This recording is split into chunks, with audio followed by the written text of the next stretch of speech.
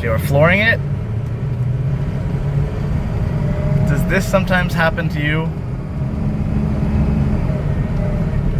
Late to shift, no power in your truck. This can sometimes be caused by a fuel filter. It might get clogged up and it's not giving enough fuel to the engine. And this can also cause misfiring cylinders. So let's go ahead and change the fuel filters in this bad boy and see what happens. Hey folks, today we're going to go through changing the fuel filters. Yes, I said filters because there are two of them in the 6.0 Powerstroke diesel engine. This could be anywhere from about 2003 up to 2007. Had the Powerstrokes and then moved on to the 6.4. First off, there's two fuel filters, like I said. You've got the bottom one. You've got the top one. You can buy a kit where both of the oil filters just come in a little box like this.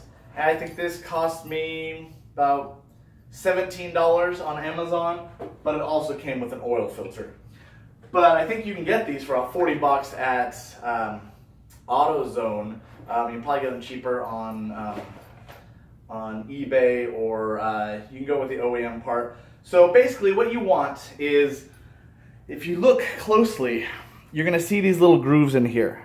Okay, these little grooves, this is what you're looking for, right? Because this is what's going to circulate the fuel around. If it doesn't have these, then you've got a garbage fuel filter. So if you get one of these, this is almost identical to the OEM part. So you don't have to waste the, 50 bucks on getting the OEM part, as long as you make sure you've got these little grooves. If you've got those little grooves, then you're golden. Okay. And this one goes on the top of the truck. So this one goes in the bottom underneath the truck, and I'll show you where that's at. All right, so without further ado, let's go ahead and get started. You actually need very few tools to do this job. Obviously, you're going to need your two filters. You're going to need your gaskets or O-rings for those filters. You're going to need a socket wrench. You may not need this long of an extension unless you have a four-wheel drive. If you have a four-wheel drive, you're going to need about 24 inches of extension to get around the skid plate. I'll go over that with you in a little bit. If you don't have a diesel, you can probably just get away with just using the socket wrench. You're also going to need a 36 millimeter socket. This can actually be borrowed from AutoZone. You give them 12 bucks. They give you the socket. You take the socket back, and you get your 12 bucks back. Okay, and then obviously you're going to want something to catch the excess diesel fuel that will be leaking out when you go to change the lower filter. But we'll go over all that here in a second. So without further ado, let's get started. One thing that I do want to emphasize is that after driving your vehicle, you're going to want to let it sit for about 20 to 40 minutes to let the fuel pressure lower, so that you don't have a big giant spraying out mess when you go to open up your fuel filters. Okay, so right here is where you're going to find your fuel filter. If you notice, there's the front tire, front driver's side tire, lower fuel filter, and then you come over, and this is what I'm talking about. When you have a four-wheel drive, you can't really get into this section right here because this plate's in the way. So what you have to do is you have to come in through the other side and run your ratchet all the way up to this fuel filter. So let's go ahead, and first thing we want to do is take that 36 millimeter, and we're going to and throw that on there. Okay. And then we're going to grab our long socket wrench, and we're going to take and run all the extensions over from the other side.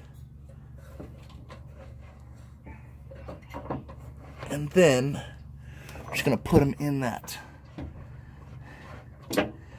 socket.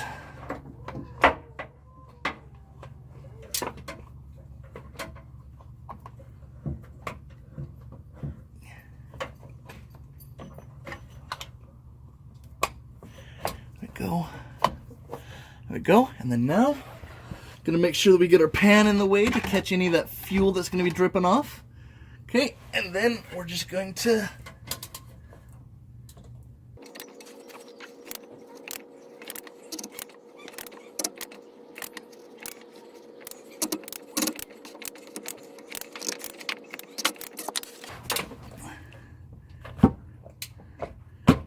and see, once we broke that seal, now we're starting to get a little bit of diesel fuel starting to drain out.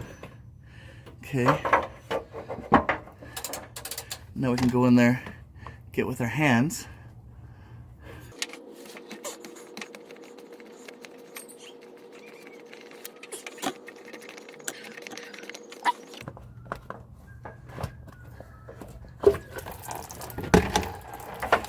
You catch that with your drain pen. Let that drain out a little bit.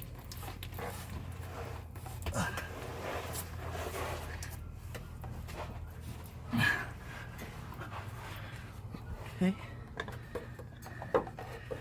Now I got this cap.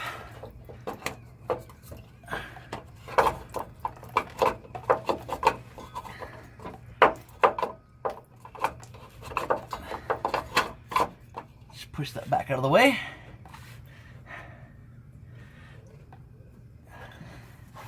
Grab your old filter.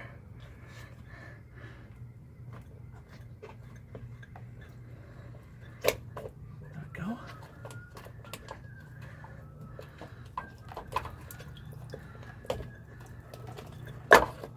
I find it's always easier to take everything up and over, at least with a four-wheel drive. You might have more room to come back here without the four-wheel drive to pull everything back that way, but with the four-wheel drive you can't get it back into there.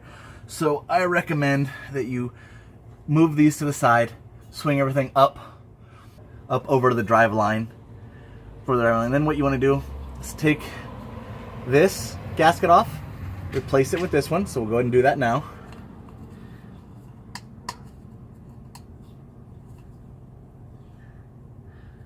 Okay, so now that we have a new gasket on, and then grab our new filter, again coming up over the top.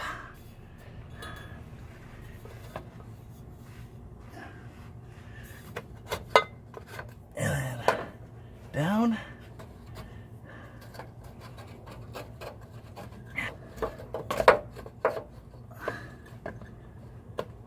Into the new housing.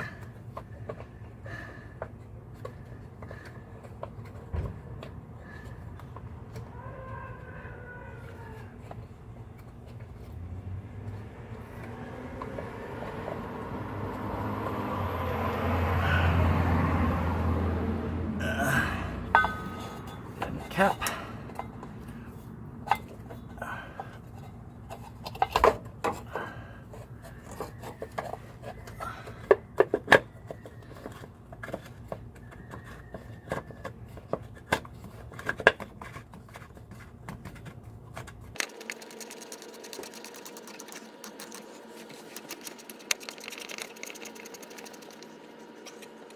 Okay.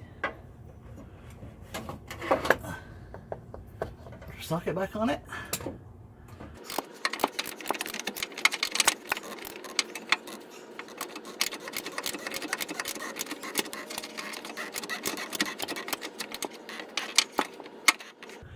Go. Make sure you can't get a fingernail in there. There we go. And we're sealed.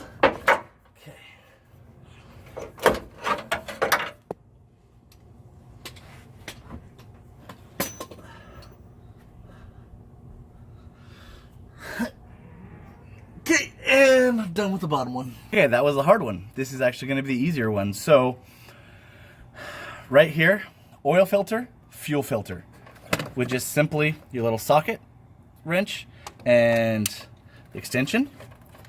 Just take this and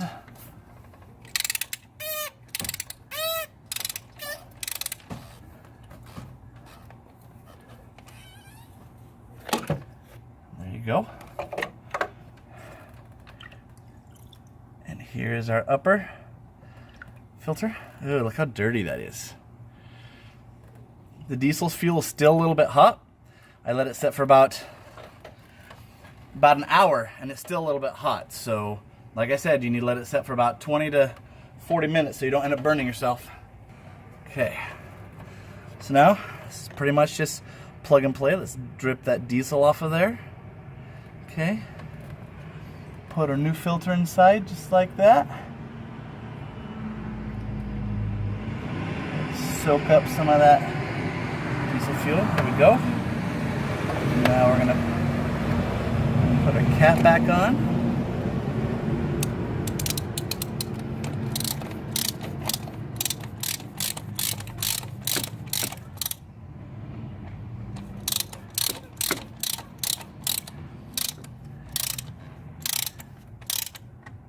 Okay, that should tighten up pretty easily. Okay, you didn't see me do it, but you also need to make sure that you change the gasket in that one as well. So now that we're done changing our fuel filters, let's go ahead and give it a try. Okay, and since we drained a lot of diesel fuel out of the lines, what we're gonna do is we're gonna go ahead and kick this on once, pull it off, again, 2, 3. Some people will say 3 is enough, but I always like to go at least 6, just to kind of be on the safe side. All right, so what we're doing is we're just kind of throwing diesel fuel back into those lines. All right, 6 times. Now we're gonna go and start it up. Ooh, listen to that purr.